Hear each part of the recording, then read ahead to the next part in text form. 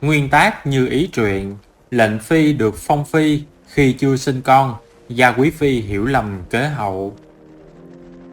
Như ý thấy nàng cầm hồng mai trong tay, tiến lui có chút xấu hổ, cũng không muốn đem những tâm tư này lộ ra trước mặt người khác, liền gật đầu ý bảo dung bội tiến nhận.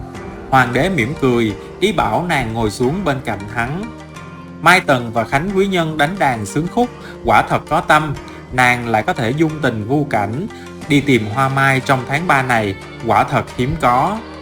Yến Uyển phục tùng cười nhẹ, thần thiếp từng nghe hoàng hậu nương nương đọc sách, có nhắc tới tuyết hồ mỹ, tuy không thể chân thật, nhưng cũng chứa được một phần ý cảnh. Hoàng đế cười, chạm vào chóp mũi của nàng, hai chữ ý cảnh này trẫm rất thích. Hoàng đế còn chưa nói xong thì Từ An, tổng thái giám của Kính Sự Phòng tiến lên nói: Hoàng thượng đã đến lúc lật bài tử rồi ạ. Hoàng đế nắm tay Yến Uyển mà thân mật nói: không cần lật nữa, hãy chọn lệnh phi đi. Lời nói này khiến cho mọi người bất ngờ, vẫn là Từ An nhanh nhạy, vội không người nói: dạ chúc mừng lệnh phi nương nương. Hoàng đế cùng cười duyên với Yến Uyển, mi nhãn sinh xuân. Như ý sao lại không biết ý tứ chứ, cho nên nàng liền đưa các tần phi cáo lui trước. Ngọc Nghiên thập phần bất mãn, nghĩ đến Lục Quân rồi hừ nhẹ nói: lời này đúng là không dễ nghe. Năm đó chúng ta sinh được hoàng tử thì mới được phong phi, nàng ta dựa vào cái gì mà được phong phi chứ? Lục Quân giơ chiếc khăn tay lên nói: thì sao chứ, năm đó không phải Thư Phi cũng không sinh được hài tử mà cũng được phong phi đó sao? Ngọc Nghiên khinh suy một tiếng nói: không giống nhau.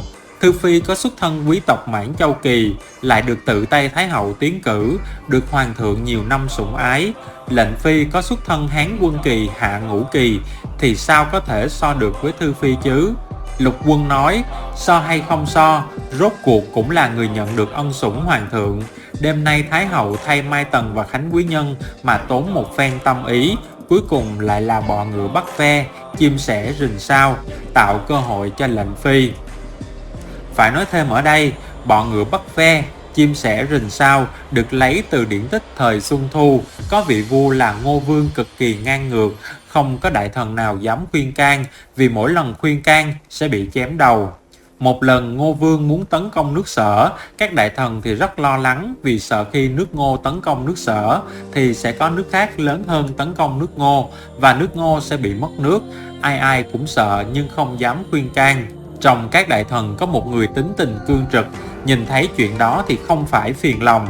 Có một lần ông nhìn thấy con bọ ngựa đang rình bắt một con ve, nhưng ở đằng sau con bọ ngựa lại có một con chim sẻ đang rình nó. Vị đại thần đó liền nghĩ ngay một kế. Ngày hôm sau, Ngô Vương đi dạo ở Ngự Hoa Viên và thấy vị đại thần nọ không quỳ xuống thỉnh an, cho nên rất tức giận. Vị đại thần đó bẩm báo nói với Ngô Vương rằng thần nhìn thấy một con ve sầu đang uống sương, không đề phòng một con bọ ngựa đang cong mình chuẩn bị tấn công nó. Nhưng con bọ ngựa không ngờ rằng có một chú chim sẻ cũng đang rình bắt mình. Còn con chim sẻ lại không biết rằng trong tay thần đang cầm súng bắn chim định bắn nó. Lúc này Ngô Vương hiểu ý và quyết định không tấn công nước Sở nữa. Ý nghĩa của câu nói bọ ngựa bắt ve, chim sẻ rình sao là nếu chỉ nhìn thấy cái lợi trước mắt mà không tính đến cái họa ẩn nấp phía sau thì sẽ khiến mình rơi vào cái thế hiểm nguy. Lời này rơi vào trong tai Như Ý quả nhiên không chút dễ nghe. Nàng quay sang trầm giọng phân phó nói: gia quý phi là người có vị phân, có tư lịch lâu dài trong cung. Nếu những lời quý phi nói ra mà không tôn trọng, nếu lọt vào trong tai các nô tài, các chủ tử nghe được cũng nghị luận sau lưng, thì càng không ra thể thống gì nữa. Lục Quân nghe được lời này là biết không hay, vội cười nói: hoàng hậu nương nương, lần tuần du này tứ công chúa có đi theo thần thiếp, sợ là bây giờ đang nhớ mong thần thiếp xin cáo lui về trước. Như Ý hòa nhã nói: được rồi, tam công chúa đã xuất giá, tứ công chúa giờ đây chính là nữ nhi duy nhất của hoàng thượng, tỷ tỷ hãy cố gắng chăm sóc đi. Ngọc Nghiên lại chịu một đêm mệt mỏi, lại có chút phẫn nộ chuyện Yến Uyển, cho nên sau khi Lục Quân rời đi mà vẫn nhịn không được mà nói: hoàng hậu nương nương, tối nay lệnh phi phấn khích như vậy, nếu là do nương nương an bài thì thần thiếp không còn lời nào để nói. Nếu không phải do nương nương an bài thì quả nhiên nàng ta là người lanh lợi như vậy, nhưng lại lanh lợi quá mức. Cho dù nương nương có được Ngũ Hành Sơn thì cũng không giữ được Tôn hầu tử nữa rồi. Câu này lấy tích từ Phật tổ dùng 5 ngón tay mà giam giữ Tôn Ngộ Không dưới Ngũ Hành Sơn. Lời nói của Ngọc Nghiên giống như mũi nhọn. Như Ý quay đầu thấy Hoàng đế và Yến Uyển có cử chỉ thân mật, giống như một đôi tình nhân thân thiết với nhau, nỉ non nhỏ nhẹ. Nàng có chút đau buồn cười khẽ. Hoàng đế bây giờ đang vào tuổi thịnh thế, cho nên nếu hắn yêu thích, nếu người khác lọt vào mắt hắn thì có cái gì không được chứ. Điều duy nhất mà nàng có thể làm chính là đứng nhìn hắn mà thôi. Như Ý quay trở lại trong điện thì liền có chút rầu rĩ. Dung Bội cho cung nữ hầu hạ lui xuống mà chỉ trừ lại một mình nàng mà tự tay thay y phục cho Như Ý.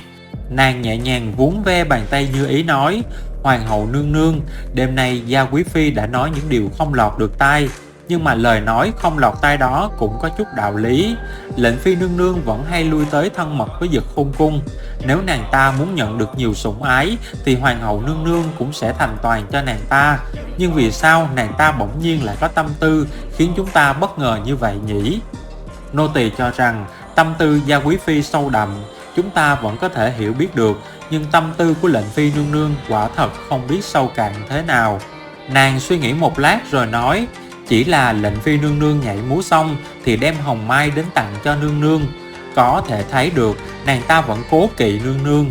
Có điều cố kỵ như vậy lại trở thành khác biệt so với những người khác.